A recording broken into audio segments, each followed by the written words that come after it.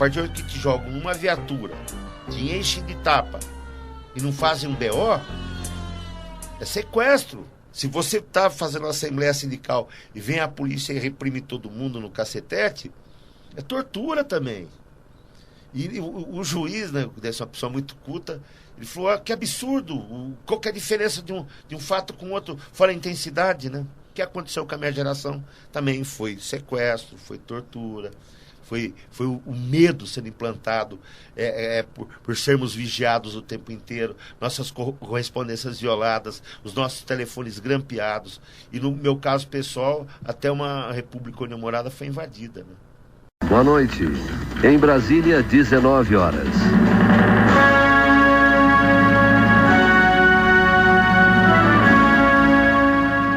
Está no ar o Comissão da Verdade, Vozes da Resistência. Esse documentário busca resgatar as vozes silenciadas na época da ditadura e mostrar a opinião dos militantes combatentes do regime militar a respeito da Comissão da Verdade.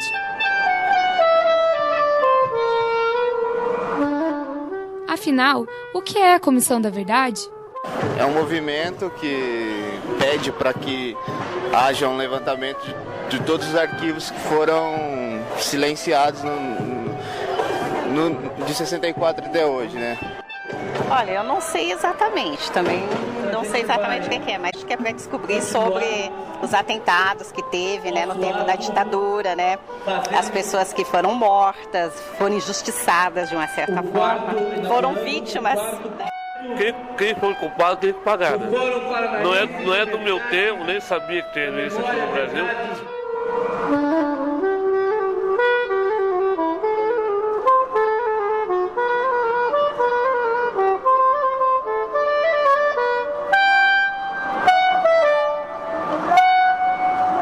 A Comissão Nacional da Verdade foi inaugurada em maio de 2012 pela presidente Dilma Rousseff. O objetivo é investigar casos de violação de direitos humanos ocorridos entre os anos de 46 e 88 no Brasil. A comissão é formada por 7 membros e 14 auxiliares que examinam crimes cometidos pelos agentes do Estado antes, durante e depois da ditadura militar. Tem dias que a gente se sente como quem partiu ou morreu. A gente estancou de repente, ou foi o mundo então que cresceu? Meu nome é Antônio Carlos da Silva Molina, sou um anistiado político e participei ativamente no combate contra a ditadura. Eu comecei a minha militância com 13 anos e ela se deu via um movimento cultural, que era o espaço político que se tinha na época para exercer um papel de cidadania, porque todos os demais estavam fechados. E este mesmo só existia sob censura. E isso foi muito bom, que nos jogou num processo de discussão que a gente não tinha tido acesso antes, né? E começa a entrar em campo a discussão política sobre a própria ditadura.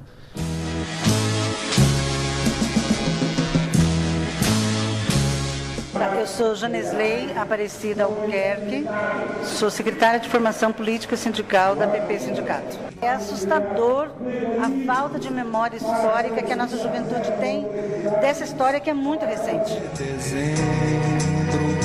Eu vou. Meu pai era um militante do PTB e, embora não tenha sido aquela perseguição radical contra eles, né, ele também sofreu a perseguição. Ele foi detido, foi levado para Lins, né, prestou depoimento no quartel. Mas nesse período ainda a ditadura não estava na sua forma mais virulenta e violenta, né? A família tinha acesso, eles tinham direito a ter livros lá dentro. É o período do Castelo. A hora que entra no período Costa e Silva já muda o rumo, né? E esse começo nosso de militância está no período mais terrível de todos, que é durante a ditadura Médici.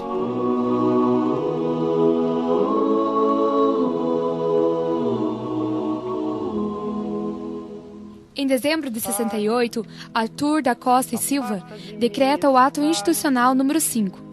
A medida dava plenos poderes ao Estado para fechar jornais e canais de TV. Além disso, é extinto o direito de ir e vir e implantado o toque de recolher. No ano de 69, Emílio Garrastazu do Médici, que apoiava o AI-5, assume a presidência do país. Seu governo ficou conhecido como Anos de Chumbo. Pessoas eram raptadas, presas, torturadas e mortas.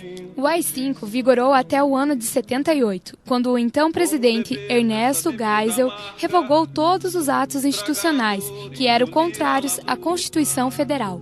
Mesmo calada a boca, resta o peito.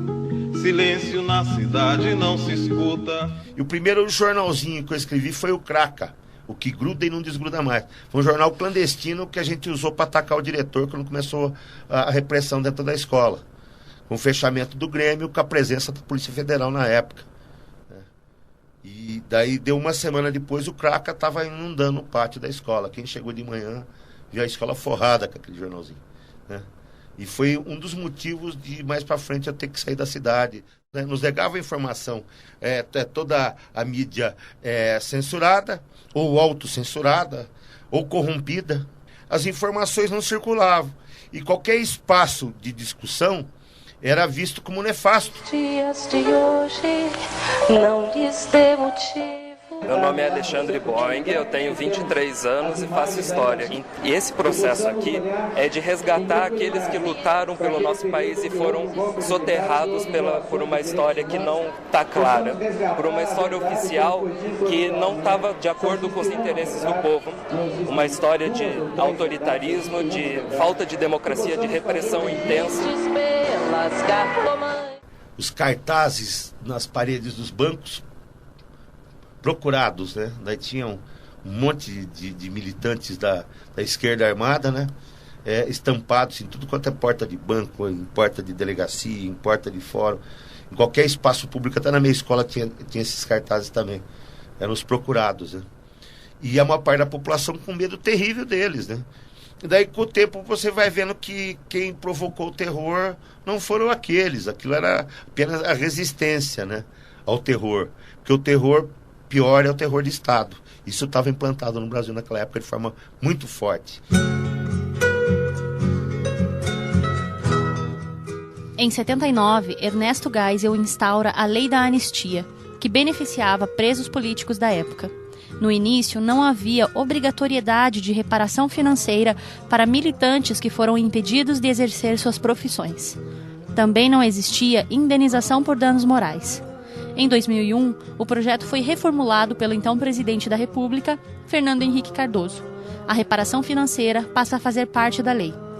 Em 2009, o ministro da Justiça, Tarso Genro, concedeu cerca de R$140 mil por pessoa para alguns prejudicados pelo regime militar. Além disso, Genro afirmou: este é um pedido oficial de perdão. Desde então, outras vítimas da ditadura vêm sendo indenizadas pelo governo. Caminhando e cantando e seguindo a canção. Eu fui anistiado estadual já. E fui anistiado agora federal, agora na Vinda da Caravana Curitiba. E tem camaradas, companheiros, amigos nossos que estão na faixa de 80, 85. E com pessoas que sempre tiveram a serviço da luta do povo, não acumularam nenhum bem, né? E estão tendo velhices terríveis, né? Essa indenização tem essa função. Por exemplo, eu fui expulso do curso de engenharia, fui expulso do curso de economia. O que poderia ter sido minha vida? Eu perdi o emprego, era um funcionário do IPUC, foi mandado embora. Eu não vejo como pagamento sobre o que eu fiz, o que me aconteceu, né? Eu vejo como uma coisa menor até perante a importância do Estado brasileiro estar assumindo que agiu de forma errada, de forma sádica, de forma canalha, defendendo o interesse de grandes empresários. Tem certos dias em que eu penso em minha gente. Meu nome é Nilo Sobral Ramos, eu sou agrônomo. Quando, pelo simples fato de participar de contatos com uma organização que era considerada clandestina à época, que era Ação Popular, terminei sendo preso, torturado e fiquei preso por cerca de 45 dias, até que fui liberado e respondi a um processo na Justiça Militar e do qual fui absolvido. Tendo o nosso reconhecimento da nossa identidade perdida, mais recuperada e resistida, nós temos que avançar nesses próximos anos para retomarmos, de algum modo, com mais força ainda o processo. Nem ter com quem contar. É uma discussão muito antiga essa da Comissão da Verdade, né? Porque é a discussão que começa sobre o esclarecimento dos mortos e desaparecidos, né? O esclarecimento sobre quem perseguiu, quem torturou, o esclarecimento sobre os empresários que financiaram a tortura. Quer dizer, essa discussão não é uma discussão nova, é uma discussão tão antiga quanto a luta pela redemocratização no Brasil, pela volta ao Estado de Direito, né? Ao Estado democrático. E agora, com o avanço da nossa realidade política e social, a Comissão da Verdade se faz presente e espera para responder todas essas perguntas e que se abra todos os porões e que a luz entre, né, aonde só havia trevas e dor. E que nada seja evitado, nada seja poupado. Meu nome é Ricardo Rodrigues, desde aquela época eu sou jornalista e estou atuando ainda, militando no jornalismo. Era o desejo de ver um país com liberdade, um país justo, um país de Estado de Direito. Então foi isso que me motivou, e sabendo que se a gente não fizesse, não fosse a esse sacrifício, hoje os nossos filhos, vocês da nova geração, não teriam essa liberdade que nós temos hoje. Uma democracia muito cara, uma democracia cheia das suas contradições, mas um Estado de Direito democrático em pleno vigor.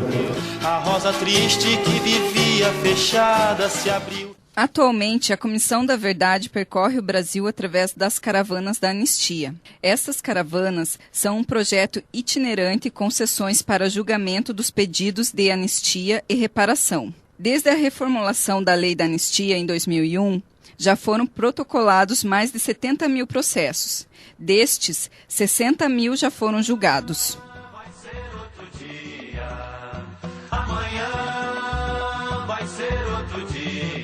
Olha, a Comissão, na verdade, é um passo com um objetivo maior. O crime de tortura é um crime inafiançável. Pelas leis internacionais, é uma coisa a ser penalizada. Mas toda a sociedade civil, o movimento social organizado, principalmente o pessoal dos direitos humanos, tem claro que é um passo pequeno. O passo maior é a penalização destes criminosos, que são criminosos, como tal qual está acontecendo na Argentina, está acontecendo no Chile, no Uruguai, até no Paraguai. A partir que aflora essa verdade e a população como um todo comece a ter acesso ao que aconteceu, eu acredito que a pressão popular vai fazer essa comissão tomar outro rumo e ter mais poderes que tem hoje. É um passo. Como eu disse, ela é um passo. Como vai proibir quando o galo insistir em cantar? Este foi o documentário Comissão da Verdade, Vozes da Resistência. Viagem